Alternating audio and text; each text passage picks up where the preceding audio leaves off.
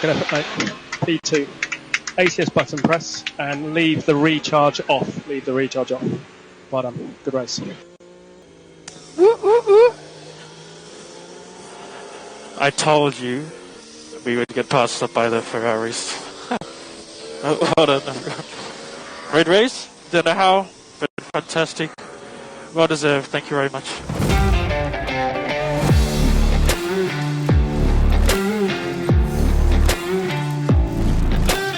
Hello and welcome back to the Pondering Papaya podcast for your review of the Chinese Grand Prix. Following Lando Norris's brilliant podium in Shanghai, I was joined by F1 journalist James Phillips and F1 content creator FP1 Will. So let's get straight into it.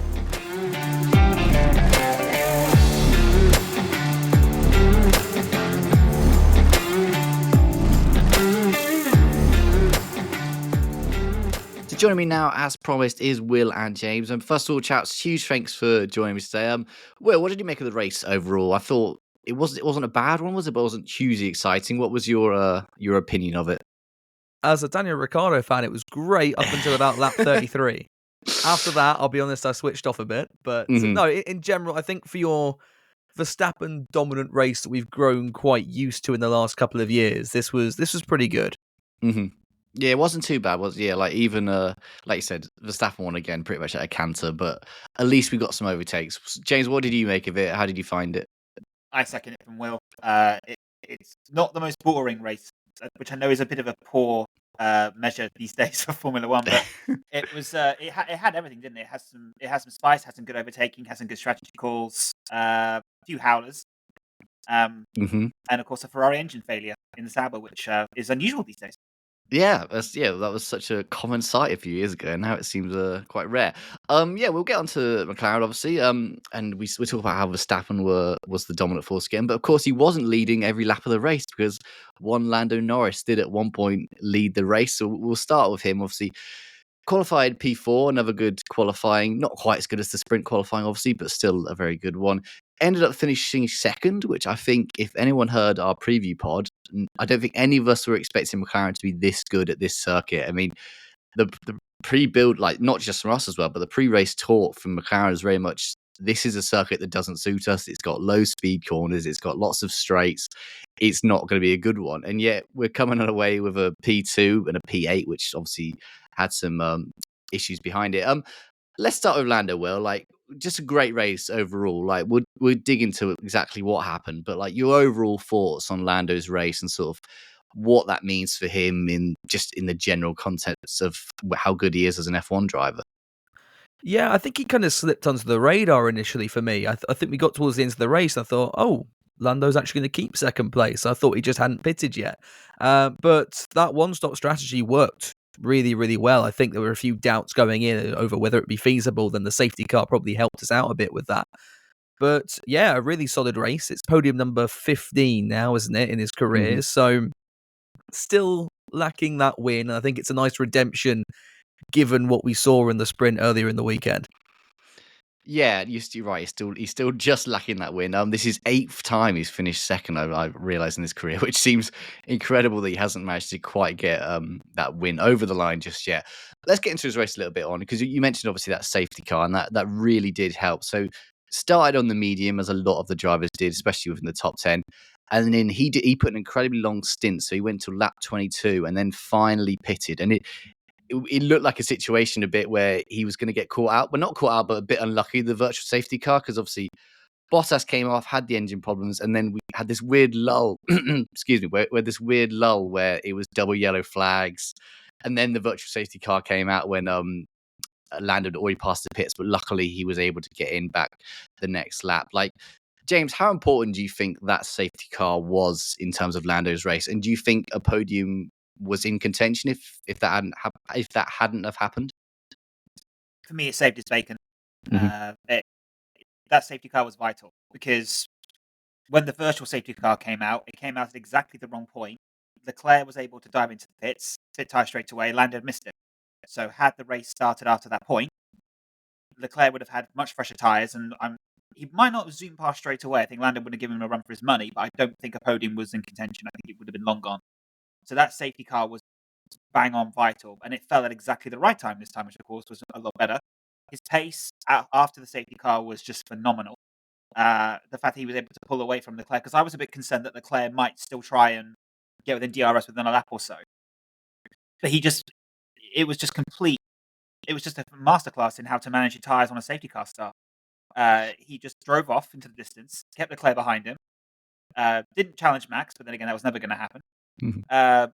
So for me, I think it was that thing was one of Lando's best races in terms of not necessarily racecraft. He didn't have to do all that much, but in terms of managing tyres, managing pace, thinking strategically whilst on your track and in a position to try and keep ahead on track in regards to the pits.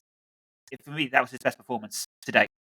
Yeah, I think you're 100% to say something like that. And like, even though he hasn't come away with a win, obviously, you're right entirely about his racecraft. Really, like we can look back at his earlier races, and like that's definitely kind of a race where you could have seen him come out of maybe the start or even later in the race and just absolutely try and gun it, and then he destroys tires. And we saw with Alonso like how easy it is for a driver to get sort of swept up in that. Like Alonso came flying out of the traps just to sort of try and keep Perez off him.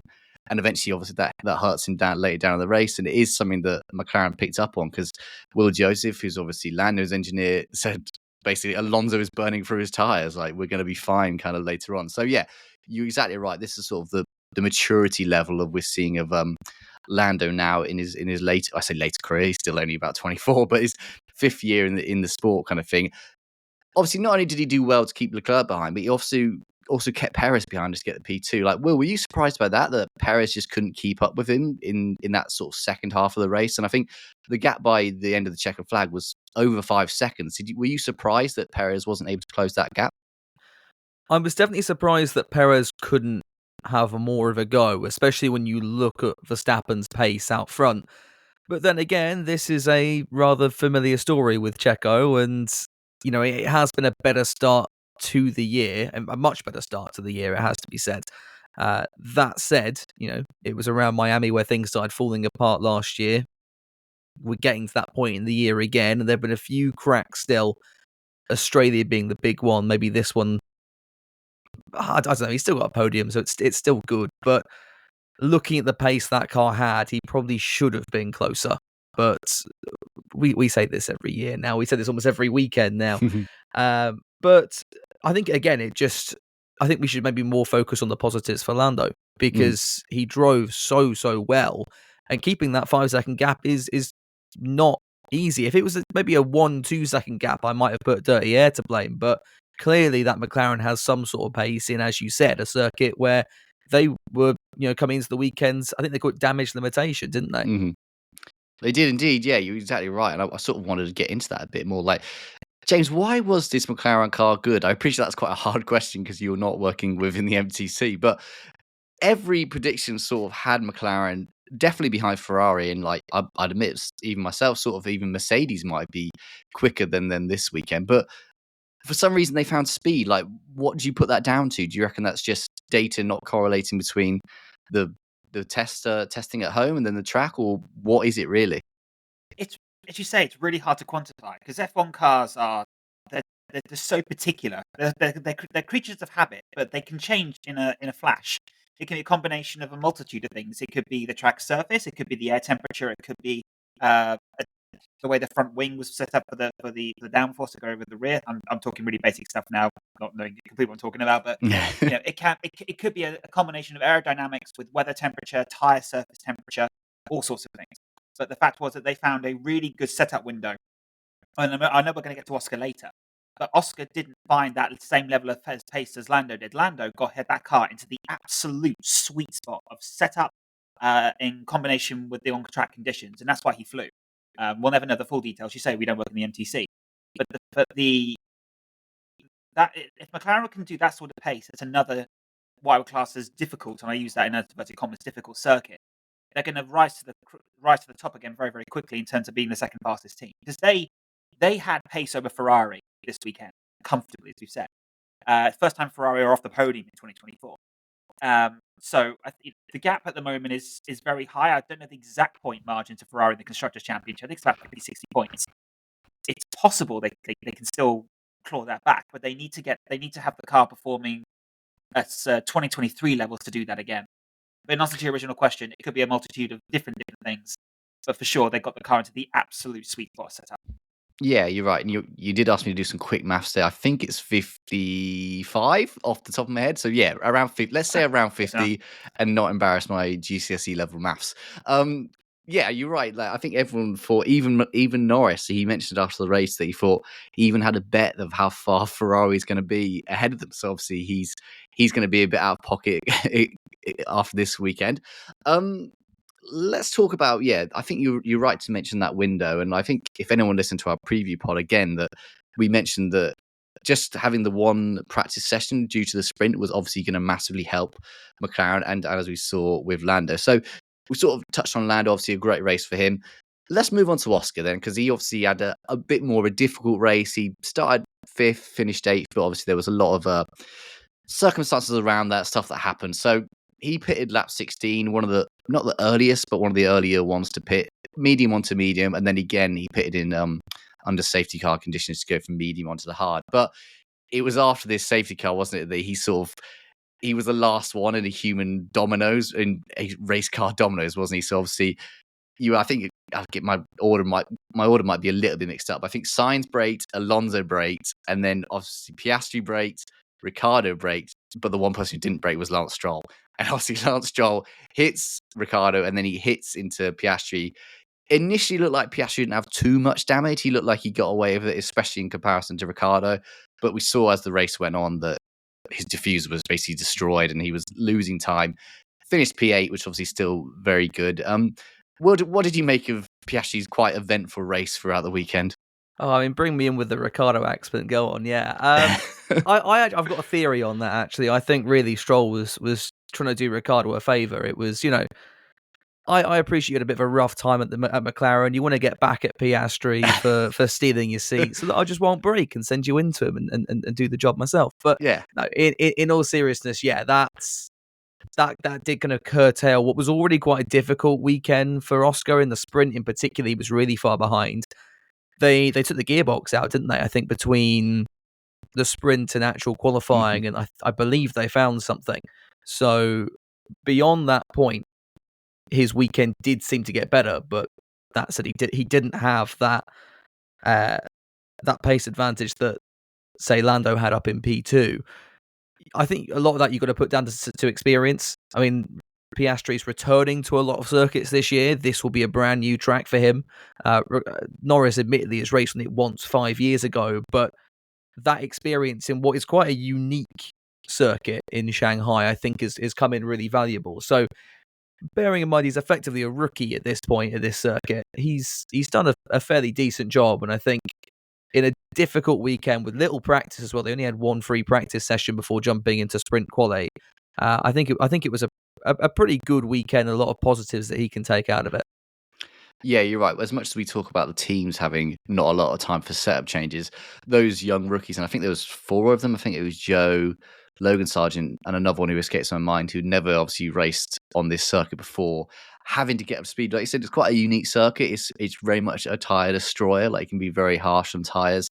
We got 2 huge long straights, and I suppose the last thing Piastri needed was to get basically a big shunt in the back. And then probably, it's something we touched on a little bit in earlier pods this year, but one of his not weaknesses last year, but definitely one of his not strengths was keeping the tyres alive. And it probably explains why he got P5 in qualifying, because obviously you don't need to keep your tyres that much alive in that. Whereas in the race, he obviously hit a bit more of a struggle really than Lando obviously did. Jay, what did you make of Oscar's race? Were you sort of similar minded that he just seemed like a little bit of a step back behind Lando even before the incident? Yeah, I don't think he would have got as close to Lando, even without safety cars or even without the accident. Well, sure, the accident is what finished his race off, but I don't think he ever stood much of a chance of getting close to Lando. And that's not to praise Lando too heavily or to put Oscar down. As you say, Oscar's biggest development area is still tyre management, as we've said. He's still learning, and he will continue to have issues at tracks like this. But I think, as you say, Will, it's just down to experience. And more races he does, the better he'll get at it. So I just think that Lando found an absolute sweet spot of setup that Oscar just didn't find. we know Oscar's more than capable. He's taken a sprint race win, obviously last year in Qatar from a Red Bull, so he knows how to win. I mean, it's not as if he's on the decline. We should be having a different type of conversation. So I think that this will be a bit of a wake up call for him, in the sense that, oh, okay, this guy can still really, really hammer me if I get the setup wrong, or if I don't get to where he is. So I'm actually quite intrigued to see how this affects him going forward, in terms of how quickly he bites back. Because the two of them, when they find similar setups, they're separated by the minutest of margins. So I'm really excited to see just how spicy this battle gets in the next few races. Definitely, yeah. One for me too. And I think you're right. Like, I think of all the teammates on the grid, these two are probably the closest together. Maybe the Ferrari duo, they're obviously quite close as well. But yeah, it's hard to find two teammates that are this well matched, especially this early in the season. Let's talk about the sprint a little bit. Obviously, it was the first sprint of the season, and we'll get back to that quite mad qualifying session on Friday. So obviously, we had pretty much two qualifying sessions where it was absolutely fine, no rain at all, and then the heavens pretty much opened, didn't they? Like, we've seen drivers like Max Verstappen sliding off, like Alonso sliding off, and yet Lando Norris is the guy who comes away with the sprint pole. What did you make of his lap, Will? Like, it was very impressive, wasn't it? Even though obviously the lap before he got it deleted, but his pole lap was so far ahead of the rest of the pack. That was such a great drive for him, wasn't it? Yeah, I mean, they say in these sort of situations, it's not down to the car, it's about driver skill. And I think Lando really showed that off. Bear in mind as well, he was slower in the first sector on that lap. That's one of the reasons it got reinstated, which I'm sure we'll get to in a minute. But for a lap, it was really strong, and I can't remember the exact margin he had over Hamilton, but it was pretty big. So yeah, as you said, at a time when the likes of Alonso and Verstappen are going off and struggling to keep it on the on the black stuff, he smashed it and did a phenomenal job there. Yeah, you're right. And on that gap you mentioned, I actually know that it's the biggest gap in 10 years between P1 and P2. Which, there you go.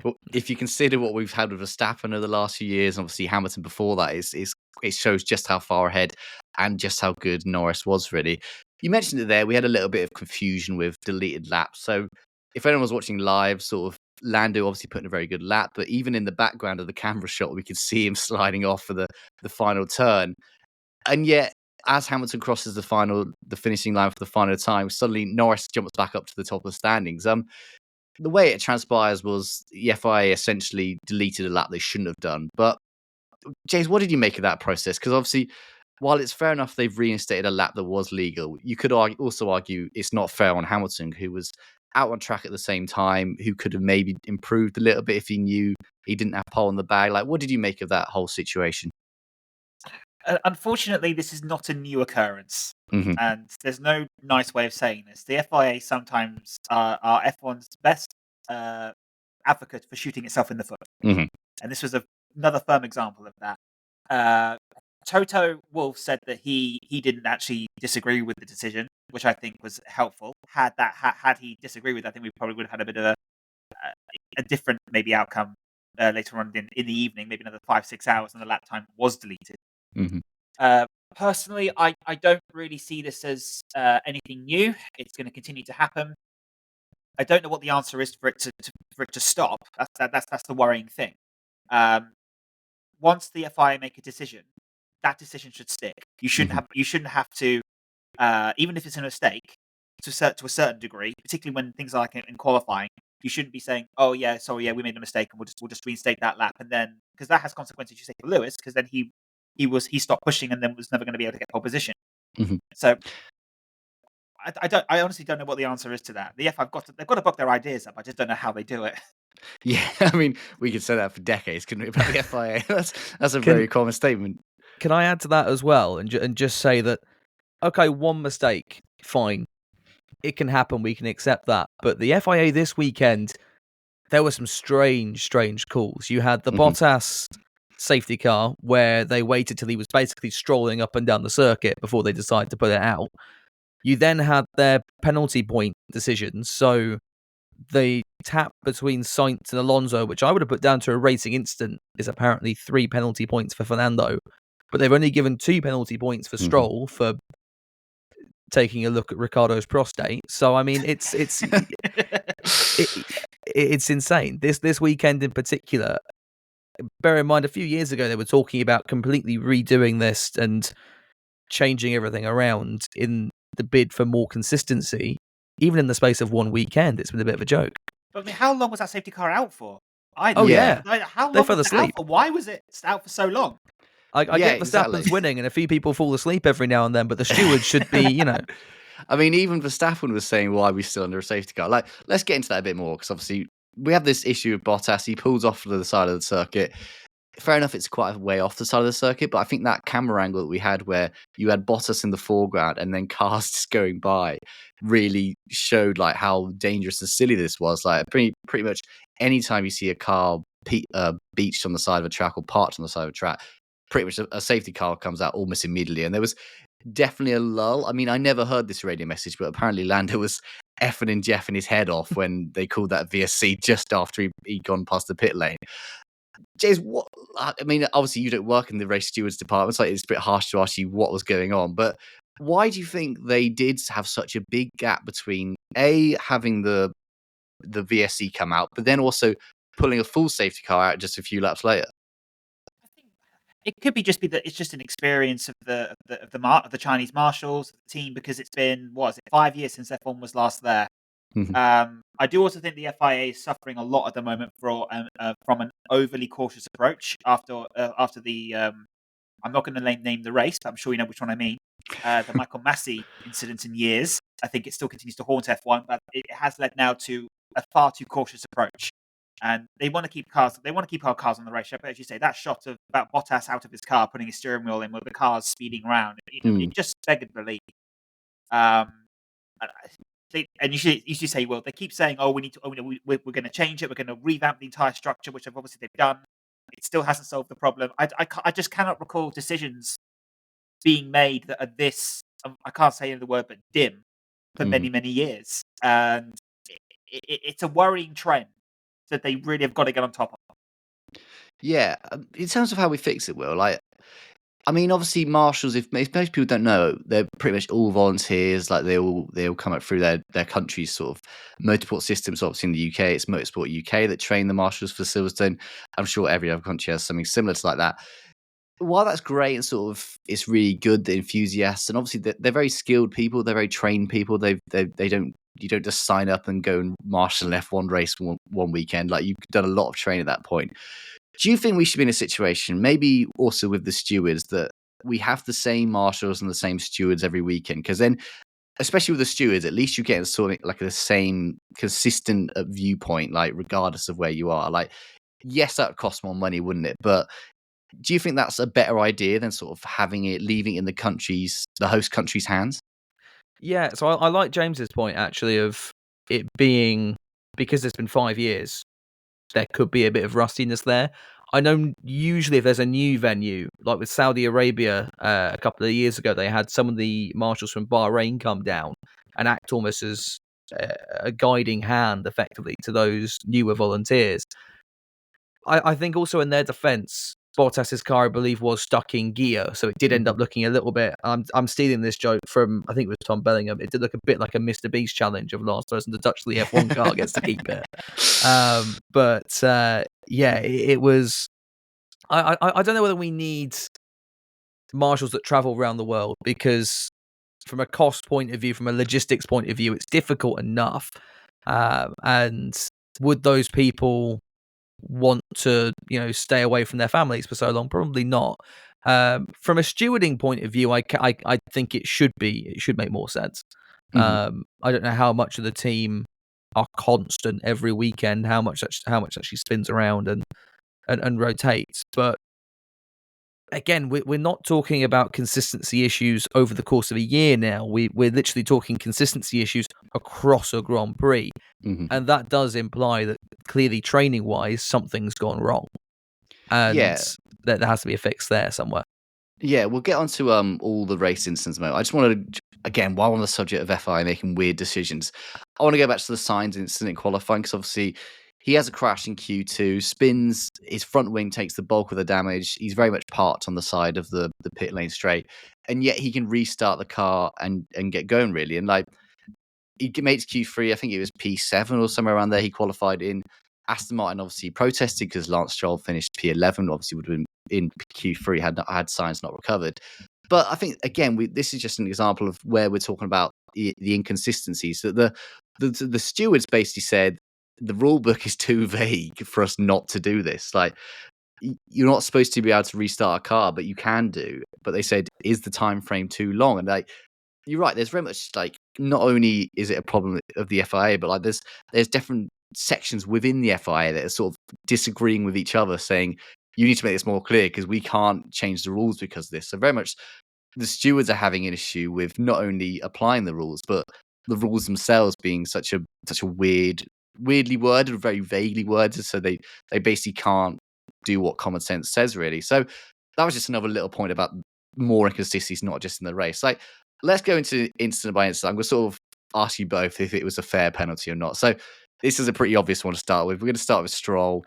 He gets 10 seconds. I mean, I think the only person who doesn't think it was a penalty is Lance Stroll. Like, James, what did you make of that incident? And sort of Stroll's, let's say, history for doing something like this. I'm remembering that Latifi accident. I can't remember what race it was in now, but when he pretty much just didn't look in his rearview mirrors, crashed into Latifi, and I think similar blamed Latifi for that one. What did you make of this time around? There's just no words for it, Sam, to be quite frank with you. 10 seconds for me actually probably wasn't even enough. I know it's probably the maximum you can get, but it was so dangerous. And you've got the clips now emerging online of Stroll looking in his left mirror, looking at the apex, not looking in front of him, in a hairpin, going into a hairpin, under a safety car with the entire field in front of him and cars behind him. It was just ridiculous. What I also find, I'm going to call this slightly unfortunate, is this incident happens less than a week after Mike Crack says the entire Aston Martin operation is based around Lance Stroll. I just want to let that sentence sort of stick in, because that is a worry. Does that not tell you everything you need to know at the moment? I mean, that team is a one-car team, and I've ripped FormulaNerds. I remember it very distinctly. I ripped on Lance Stroll and Aston Martin a couple of years ago, and then they had a really good year last year, but Stroll didn't improve. Mm-hmm. And unless they get someone better in that car, they are going to lose championship positions hand over fist. So it'll never happen. For me, it wasn't fair. It wasn't a fair penalty because it wasn't a penalty. For me, he probably should have been borderline disqualified, because you say he's got form in this. Mm-hmm. He's not going to learn unless something drastic happens. Yeah, and I think his not excuse, but his reasoning was that Ricciardo apparently brake tested him. Like, when is braking a brake test? Because obviously Ricciardo is braking for a reason. Like, he's got Piastri right up in front of him and needs to slam on the brakes. And like Will mentioned earlier, he got 2 penalty points, which is less than Alonso got last time out. He's now up to 7 for the last 12 months. I think, is it 12? You have to hit somewhere around there before you 12. start getting in trouble. I think Gasly was obviously the closest in the last few years. If he continues like this, you could easily see him getting up to that mark, really. But let's move on to another one then. So I want to move on to Logan Sargent, who was perhaps a little bit harshly done. I mean, he got penalised for overtaking under the safety car, but if anyone saw the replay, it was very close between him and Hulkenberg. Like, well, what did you make of that? Because obviously, I didn't think Sargent was having a bad race up to that point. Obviously, he wasn't going to be challenging the points anytime soon, but for Sargent levels, it wasn't too bad. Do you think that was a bit harsh of the FIA to penalise him for something so close? Yeah, I mean, for Sargent levels, that quote kind of gives it away, doesn't it? But yeah, I know, I agree. I think it was an odd one. Again, we've spoken about the FIA enough. It was just another call, a bit like the Alonso Sainz one, where I didn't feel like any intervention was really necessary. But yeah, he kind of benefited, didn't he, from all the safety cars? Found himself, I think, around 12th, 13th, coming into the final restart. And I remember sat there thinking, oh, good, we'll have about 5 or 6 overtakes as he drops down the order. But and eventually that is what happened. The penalty obviously didn't help either. The sad thing with Sargent is, I think he's slowly realising that this is his last year in Formula One. I mean, he said in the interview after qualifying, yeah, I was really happy with, the quote was, I did a pretty decent job. So I'm thinking, mate, you finished P20. In what way is that a pretty decent job? And then that was sprint quali, and then actual quali, he just became a mobile advertising board, didn't he? He took out that sponsor sign and went across the runoff. Yeah. Poor Logan. I really like the guy. I really do, but he's just like, I kind of worried. To be fair, there's probably a video that I've put out now which contradicts this. I kind of worried coming in that he wasn't quite up to F1 caliber, and he was just sort of the best options Williams had at the time. And we're now seeing that. I think it's in his second year, it's even more blatant than when maybe we could have excused a few things last year. Again, you've got to argue that he's in the same boat as Piastri. This is a circuit he's ever been on before, and we've got to give him that defense. But Piastri has been strong elsewhere. Logan, I'm yet to see be strong anywhere. So yeah, it's a shame, but I think the writing was on the wall by Australia, wasn't it, with the whole chassis gate? So yeah, at least Williams had a cheaper weekend this time out. Let's put it that way. Yeah, at least they've got 2 working chassis to take to Miami. Like that's the lowest they can hope for. And I think you're right to draw that parallel between Sargent and Piastri, because obviously both started F1 at the same time, but obviously coming from massively different backgrounds. Like Piastri was an F2 winner; he'd spent a year with Alpine, whereas Sargent was very much sort of forced up, like you said. And it's been a case of sink or swim, hasn't it? And obviously Piastri's done amazingly well. Sargent not so much. He's only got 1 point in his career due to Hamilton and Leclerc obviously retiring in Austin. James, I'm going to give you another easy one. Is Magnussen's penalty fair enough? I mean, I'm just going to leave it as that. No explanation. Is it fair enough you get a penalty for dive bombing a driver and making him go out the race? Yes. One word answer. Yes. I was looking at it and just went out loud. I just went, "Oh, Kevin." It was so far back. He had no business trying to get that corner, and the fact that he tagged and took poor Yuki out. No, I have a lot of time for Kevin because he's so fast. He's so aggressive behind the wheel, but sometimes the blood just goes to his head, and he does moves which are a bit, I'm going to say, illogical to use a politer term, and that was one of his more illogical moves. Yeah, definitely. You're right that Magnussen has definitely got a history for this kind of thing. And I think it was with De Vries last year, wasn't it? When those two were, I think they were battling for like 19th and 20th, or very low on the grid. And they were both just absolutely throwing it into the corners. And you're like, lads, you don't need to do this. One of you is going to end up out. And I think one or both of them ended up off the track at one point. But yeah, that's probably the easiest debate we're going to have. That was a very much easy one to decide that was right. When I come to you for the last sort of infringement, other than Alpine, who obviously got charged 10k for what looked like a wheel flying off when it wasn't on properly. But let's go to your man Ricciardo, because not only did he get a DNF, but he's now been given a free grid penalty for Miami for overtaking under the safety car conditions. His reasoning, and it was with Hulkenberg, he thought Hulkenberg overtook him under safety car conditions the lap before, and so he re-overtook, but basically the FIA weren't having that. Like, what did you make of that? And sort of not only that as a decision, but like his season so far, because it's just another like kicking the shin, but you get what I mean. Like it's another bad point of his year so far. He's got no shins left at this point, but I've actually just read that myself. I don't remember the incident at the time, so it's kind of hard for me to kind of relay that one. But has he not suffered enough? Now he's kind of hoping that he could have just trundled around 50 seconds off the pace for the rest, and then they would have given him a 20-second penalty, and it would have been confined to China, and he could just move on.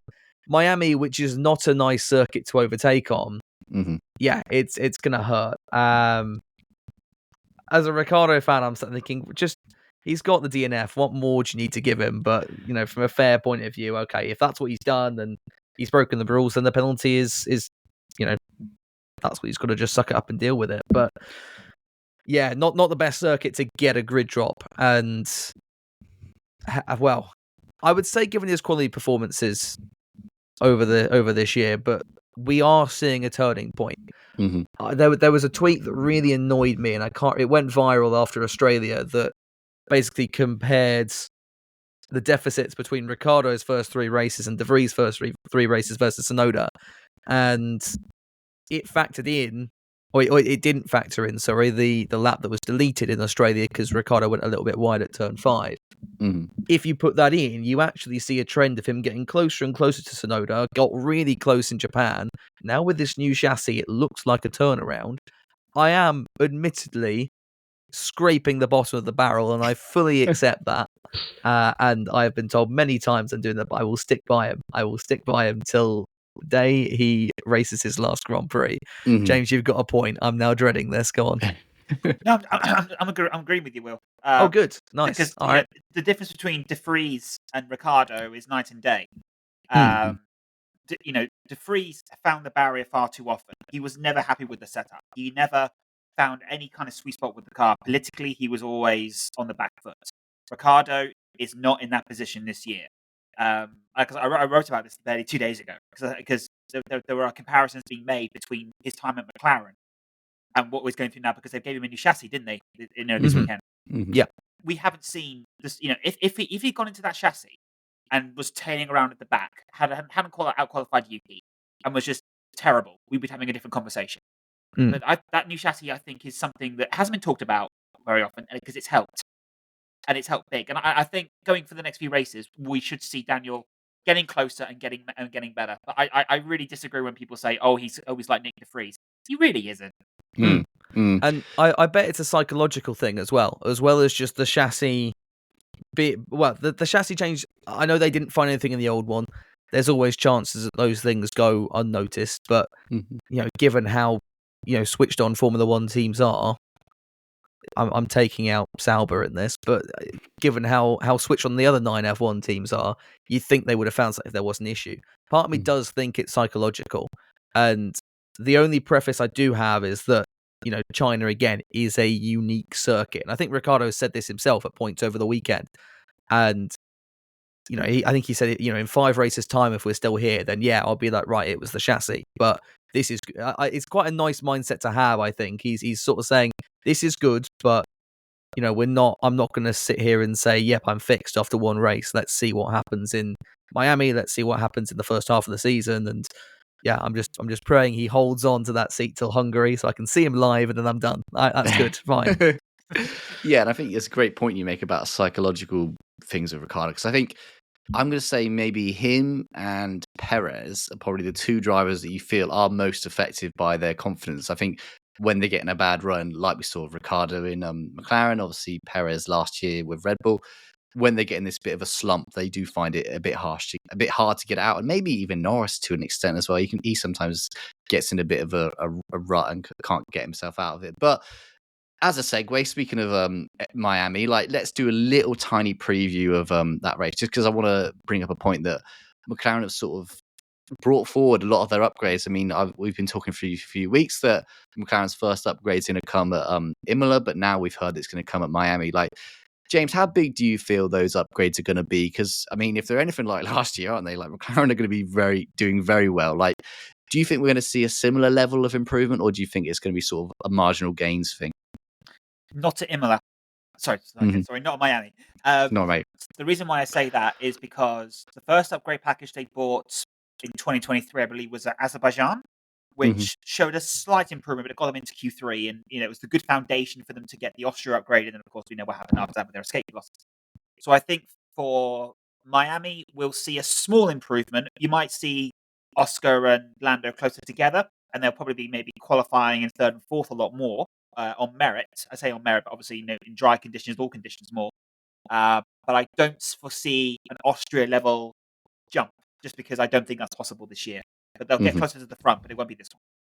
Yeah, definitely. I suppose if you're starting further up the grid, it's going to be much harder to make that huge jump. Yeah, just final question, Will.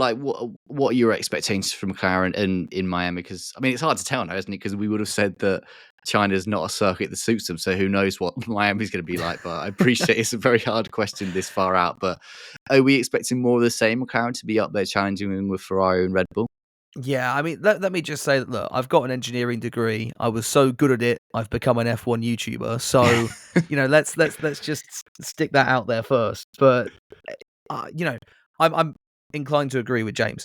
I think They're using the new wind tunnel now. Is that from this year? Am I getting that right? So that came online summer last year. So just like in the process of making a car, obviously you're right. These sort of upgrades are going to be the first time that we're seeing that wind tunnel be used rather than one in Cologne.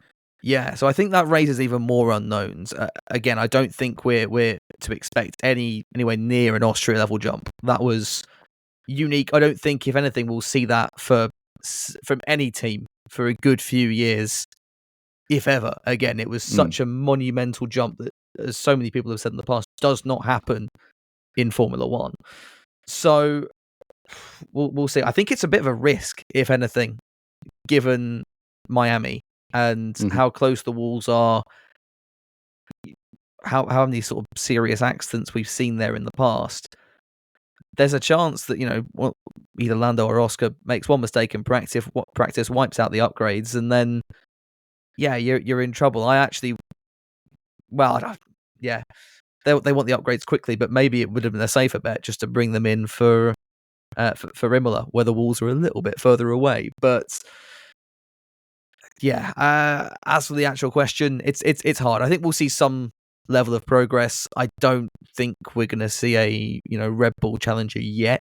I think it really depends whether Red Bull decide to focus it on next year or on 2026, like they did sort of on the back end of last year, and that also helped McLaren catch up a little bit.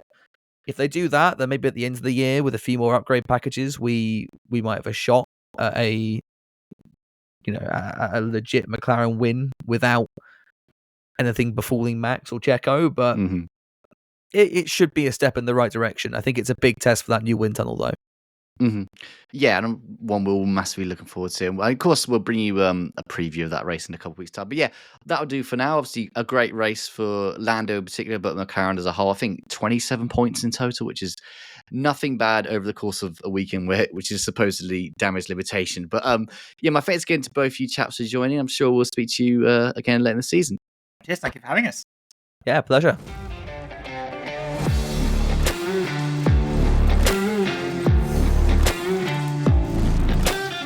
My thanks once again go to both James and Will for joining me today, and what a race it was by Lando Norris. That's all for today's episode, and we'll be back for a preview of the Miami Grand Prix, but there'll also be a special episode dropping your feed sometime soon. So make sure you hear that, make sure you're subscribed on Spotify, Apple, wherever you get your podcasts, and also make sure to give us a rating. If you want to get in touch with the show, email inbox@ponderingpapaya.com, and you can also follow us on socials @ponderingpapaya. But in the meantime, thanks for listening, and we'll see you next time.